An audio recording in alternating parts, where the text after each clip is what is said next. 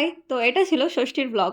তো ষষ্ঠীর দিন পাশেই বেরিয়েছিলাম প্যান্ডেল হোপিংয়ে। একটু সন্ধ্যার দিকে বেরিয়েছিলাম, আর পুজোর সময় রাস্তায় লাইটসগুলো দেখলেই অন্যরকম ফিল হয়। পুজো ভাইবসটা তো এই রাস্তা থেকেই আসে। সেদিন ভেবেছিলাম অনেকগুলো ঠাকুর দেবো, কিন্তু পরপর আমরা দুটো প্যান্ডেলে গেছিলাম। তো যাওয়ার পর এত গরম লাগছিল, যেখানেই পাচ্ছি প্যান্ডেলের মধ্যে ফ্যান দেখছি সেখানেই ফ্যানের সামনে গিয়ে আগে মুখ গুজে বসছি। আর আমার মতনই প্রত্যেকটা মানুষের ফেভারিট প্লেস এটাই হয় প্যান্ডেলের মধ্যে। আর মেলায় এসছি ফুচকা খাবো না, এটা কখনো হতেই পারে না। তো আমার মতো ফুচকা লাভার কারা কারা আছে প্লিজ একটু কমেন্ট করে দাও।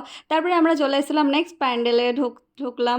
তো এখানে সত্যি ভাইবসটা অন্যরকম লাগে। আর সন্ধ্যার দিকে গেছিলাম, তো সন্ধ্যার দিকে সন্ধ্যা আরতি হচ্ছিল আর এত সুন্দর লাগছিল, ঢাক বাজছিল চারিদিকে। তো আমিও একটু ভাইবস নিচ্ছিলাম, নাচছিলাম রাস্তাঘাটে দাঁড়িয়ে দাঁড়িয়ে।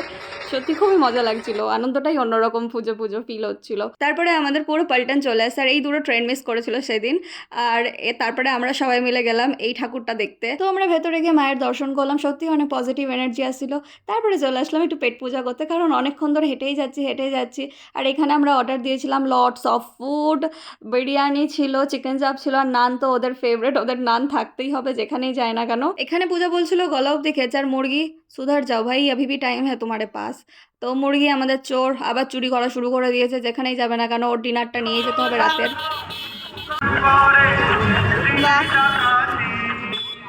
মুরগির মনের ফুর্তি তো দেখতেই পাচ্ছ। তো এই ছিল আজকের ভিডিও। দুগ্গা দুগ্গা।